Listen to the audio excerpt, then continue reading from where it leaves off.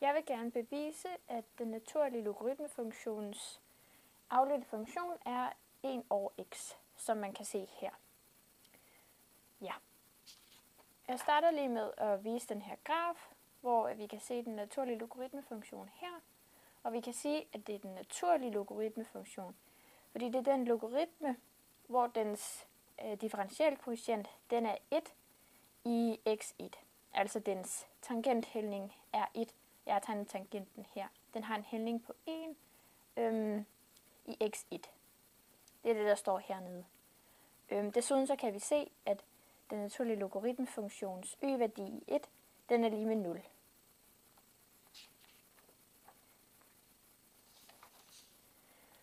Okay, så står der, at ifølge definitionen er den naturlige logaritmefunktion differentiabel i punktet 1 med differenskoefficienten 1.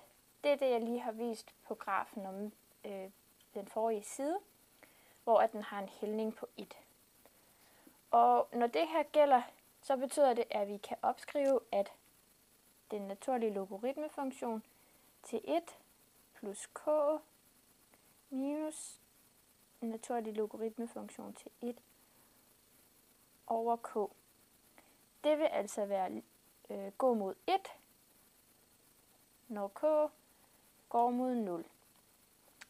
Og det er altså fordi, at som vi så på det her, at vi har en logaritmefunktion her. Logaritmefunktionen til 1, det er altså lige med 0, så det her led forsvinder, og derfor vil den blive den naturlige logaritmefunktion til 1 plus k delt med k. Det går altså mod 1, når k går mod 0. For hvis det her k går mod 0, og det her k går mod 0, så har vi kun det her tilbage, og det vil altså gå mod 1. Ja, det vil jeg bruge senere i min forklaring. Og så til beviset. Vi starter med at opskrive en delta y, som bliver bygget ud fra funktionen af x plus delta x minus funktionen af x. Og i vores tilfælde, der hedder funktionen af x, den er så den naturlige logaritmefunktion af x. Så vores delta y, den hedder den naturlige logaritmefunktion af x plus delta x minus den naturlige logaritmefunktion til x. Og her kan vi så bruge en regneregel. Den har vi her, hvor der står, at den naturlige logaritmefunktion til a minus den naturlige logaritmefunktion til b er lige med den naturlige logaritmefunktion til a over b. Så det her er altså vores a, og det her er vores b. Vi får altså plus delta x over x. Sådan der. Og så kan vi så se, at x over x, det er det samme som 1. Så det her kan vi forkorte til 1 plus delta x over x. Sådan der. Godt så. Nu har vi vores delta y. Så vil vi gerne sætte delta y over delta x. Det sætter altså den naturlige logaritmefunktion til 1 plus delta x over x over delta x. Nu får vi den gode idé, at vi gerne vil gange med x delt med x, for det kan vi godt, eftersom at det vil give det samme. Og x over x gange delta x, det er det samme som x gange delta x over x, som er det samme som x gange delta x over x. Så vi skriver altså det her ind ved vores delta x.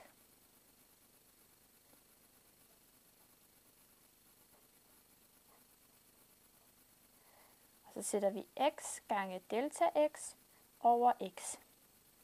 Godt så. Det her kan vi skrive om til 1 over x gange med logaritmefunktionen af 1 plus delta x over x delt med delta x over x. Ja, det er det samme, at vi sætter det her x i en ny bryg, hvor vi så bare har den 1 heroppe. Godt. Så vil vi gerne finde vores differentialkoefficient. Vi laver altså en grænseværdi, hvor vi lader delta x gå mod 0. Og vi har så vores delta y over vores delta x.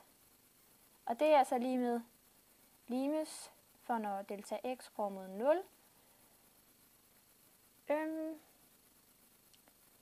1 over x gange ln for 1 plus delta x over x over delta x over x. Godt. De her to kan vi dele op, sådan at vi får limes til, når delta x går mod 0, til at være 1 over x gange med limes for den naturlige logaritmefunktion af 1 plus delta x over x over delta x over x. Og vi har delta x går mod 0 her også. Godt. Nu kommer vi så tilbage til det, jeg viste først. Nemlig den her. Vi kan se, at den her minder ret meget om den her. Blot den forskel, at vores k, det hedder delta x over x. Og vi ser her, at delta x går mod 0. Og når tælleren i en bryg, den går mod 0, så går hele bryggen mod 0. Det vil sige, at det her, den her og det her går altså mod 0. Og vi har derfor kun det her tilbage. Og vi ser, som vi regnede før, at det altså går mod 1, når delta x går mod 0.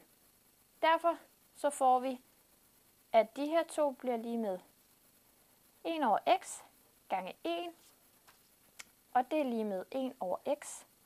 Og så har vi egentlig bevist, at den afledte funktion af den naturlige logaritmefunktion er 1 over x.